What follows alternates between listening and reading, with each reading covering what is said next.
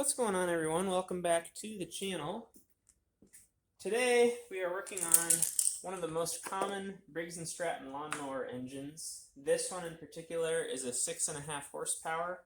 These come anywhere from 4, 5, 6, 7, maybe even some 8 horsepower models. So it's going to be a wide variety of models, but I can just about guarantee if you've got a Briggs and Stratton with this style of airbox on the side, and then either a primer button on the front or a cover plate where there would be a primer button, this is going to work for you. It is extremely windy today, so you're going to hear a few funny noises in the background, but we're still here. Okay, so what we're going to do is replace the carburetor on this engine. This is a very common thing on really any lawn equipment or snowblower, stuff like that. You'll see quite a few videos on my channel involving carburetor replacement because these items sit with gas in them commonly, the fuel gums up, and then your carburetor gums up. And I generally prefer replacement in a lot of cases because if you look online, you're going to have maybe $10 or $15 in a carburetor versus hours of frustration trying to clean it or rebuild it, and things like that. So that's what we're going to do. A few basic tools today. We're going to start with a 5/16 socket to remove this air box here.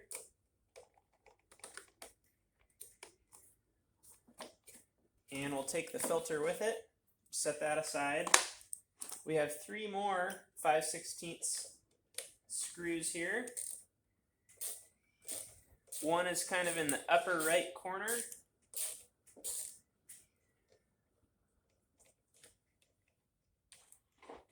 And I'm just going to tip my airbox upside down and set all the hardware in there. And then 2 more on both sides of the carburetor.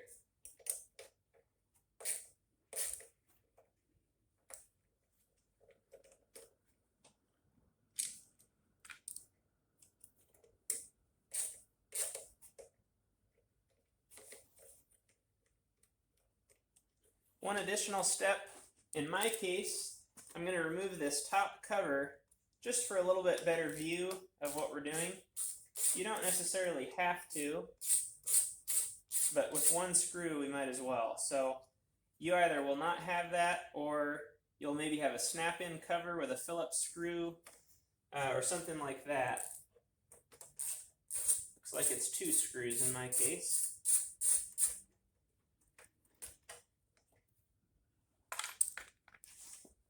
And there we go. So now we should be able to pull this other half of the airbox off, and it's only held on by a little breather hose on the back side right here, and that just slides out. Your gasket might come with it. If not, the gasket will stay stuck to your carburetor, and that's okay. Our new carburetor will have a replacement gasket. Okay, next we're going to remove our fuel line. And what I like to use for that is a right angle needle nose pliers. If you don't have that, you can use a channel locks or even a regular standard pliers. And I might even change my mind because I've got this bagger attachment in the way. So we're just going to squeeze that clamp and slide it back on the fuel line. Like that. And then if you grab your fuel line right at the end and just give it a gentle twist to break it loose, now we're ready to pull that back. One additional thing I forgot to mention is I have a clamp that I can put on my fuel hose to keep the gas from going everywhere. If your tank's empty, it doesn't make any difference. Or if you have a bolt, you can stick a bolt in the end of this hose. So let me grab that clamp real quick here. What I use is a locking needle nose that we've ground the teeth off so that we don't risk damaging the fuel line. And so I'll just squeeze this back here. And I should be able to pull that fuel line right off. We'll set that down and out of the way.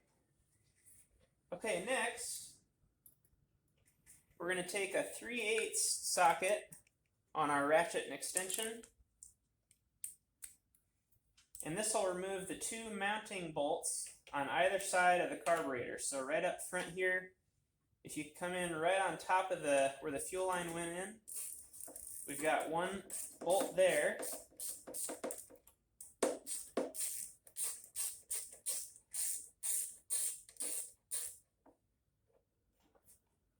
Pull that out, and then the next one is on the other side, right in here. It's hard to see on my particular engine because I've got this goofy throttle setup that comes around from the left side. A lot of times the throttle comes in on the right side, so this is a little bit unique. And we'll set that aside. So now your carburetor is going to be loose. All that's holding it is the governor linkage, and to release this, try and hold on to the governor linkage, and you're just going to swivel down. Try to move my hand. Swivel down and to the right, and this will slide off. So what you've got there is just a little kind of an S hook that's going down and over into the carburetor, into this hole right here on top. So we're just going to swing down and over. I'm going to try and get some of this grass and debris out of the way. And I'm going to also remove my O-ring. This is my sealing O-ring on the intake tube. Sometimes it'll stick in your carburetor and you don't have to worry about it. You can just see the green, just gross junk. It's got yellow fuel in it. It smells terrible. So that definitely had to go. Okay, here's our replacement carburetor. This one in particular is a part number 799868. There are other numbers, and there are other similar carburetors that are going to have different numbers, but it's the exact same procedure. Some of them will have an additional choke arm. Some of them will have choke in general. Mine is a primer style, and so this will work for the primer style a lot of times. I would recommend that you check with your engine model number on partstree.com before taking my advice on a carburetor part number. Okay, so we'll set our carburetor aside. In the package we get a new O-ring and a new gasket for the primer block. So we'll take our O-ring and just slide it onto that intake pipe. We're going to swing that governor linkage in and up, just like this. It's a little bit snug sometimes on a new carburetor. That's okay. And now we'll take our two mounting bolts. I'm going to put it in the socket first,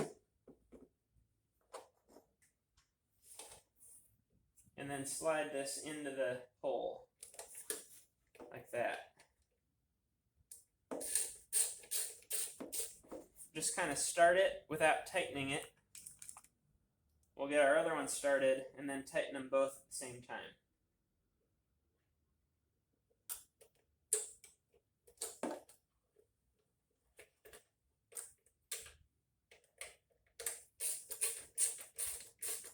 These don't have to be extremely tight. Just keep in mind what you're working with here. Pretty small bolt into a stamped sheet metal, basically piece behind that. So what I do is just grab the very end of the 1/4 inch ratchet and tighten it like that. There's no way I would need to grab it out here and put that much leverage on it. Okay, next we'll reattach our fuel line. Should slide right on. You can remove your clamp or your bolt. And I'm going to try my right angle needle nose because that's what I prefer. Just like that, slide the clamp down almost to the end. Next, we'll put our primer block back on, and this will have a new gasket. ideally I should blow this out. So I'm going to take this over to the compressor and just blow this out with air. You can use cleaner or a toothbrush in the sink, whatever you have to clean that out.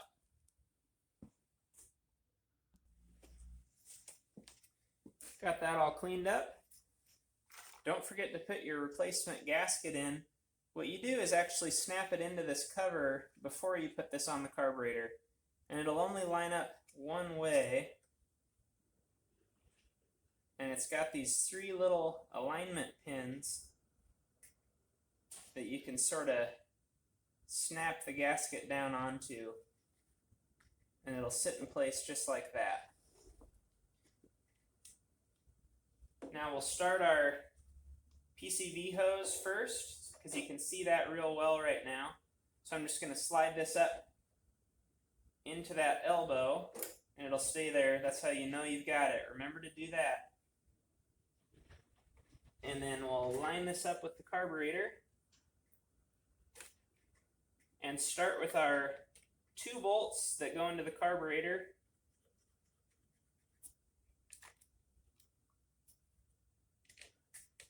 Just kind of loosely go ahead and start your 3rd one.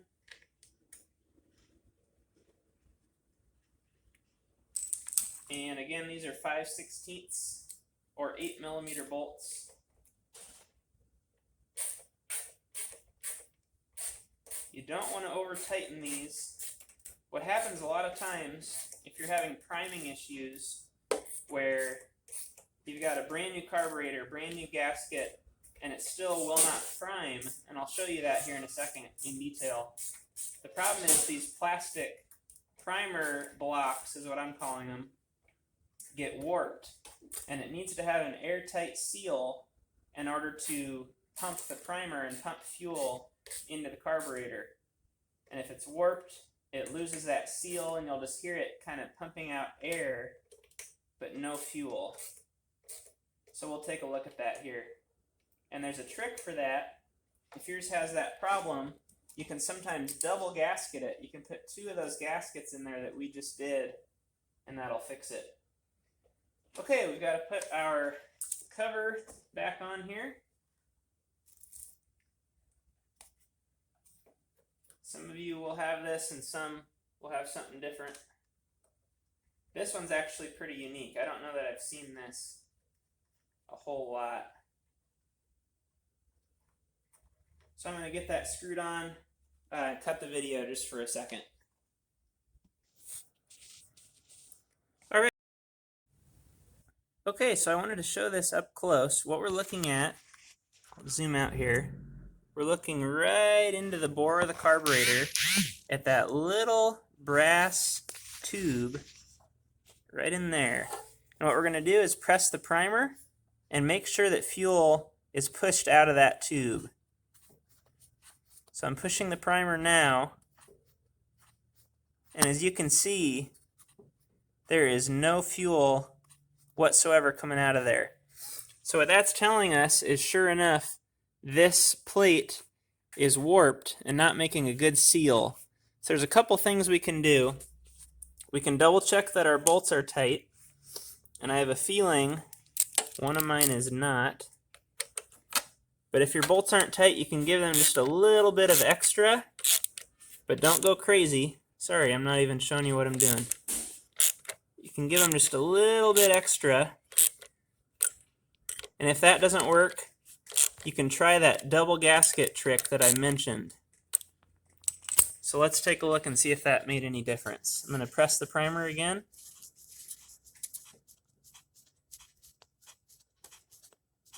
And no fuel. So what I'm going to do is just pop this cover off again, these 3 5/16 bolts. I'm going to add a second gasket, and I'll show you the results of that in just a second. Here's my second gasket installed. And it occurred to me, let me zoom out here, not everyone's going to have a drawer full of these gaskets sitting around. Depending on the condition of your original, mine is in bad shape. Depending on the condition of yours, you could try reusing this gasket. Otherwise, I'm unfortunately, you'll either need to try a second gasket or a different primer block if you've got any parts sitting around. And I will try my best to remember to add the part number to this gasket in the description. If I don't, you can look that up the same way you did with your engine model on partstree.com, and that'll help you out. So we're going to bolt this back on and see if we've got any prime now. So let's take a look here. Got any prime now? You can focus on it. Oh, there you go. See that shot of fuel coming up out of there? That's a great sign. So I did the double gasket, and then to be honest with you, I also installed a new primer bulb because it had a prime, but I really had to pump it hard to develop enough air pressure. And so to do your primer, I'll just briefly touch on this. I didn't intend on a feature-length film here. To do your primer, you've just got this locking collar. It's got a tab on the top and the bottom. Mine broke on the top. And what you do is stick a screwdriver in, right in there, and then on the bottom as well. I don't know if I can show that very well. And what you're doing is depressing this tab to unclip it, and then you pull the whole bulb out, and then the new one goes in. Here's the old one with this tab around it. You slide it in, and then you're going to press right in this slot with a screwdriver, flat screwdriver. Press in until you hear it click, and this tab drops down and locks in. This one will pop up and lock in.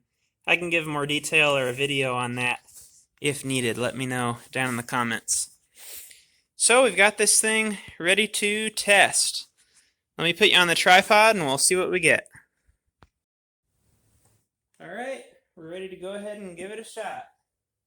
I'd usually like to prime things a little bit more than they recommend. This said 3 times, so I did 5.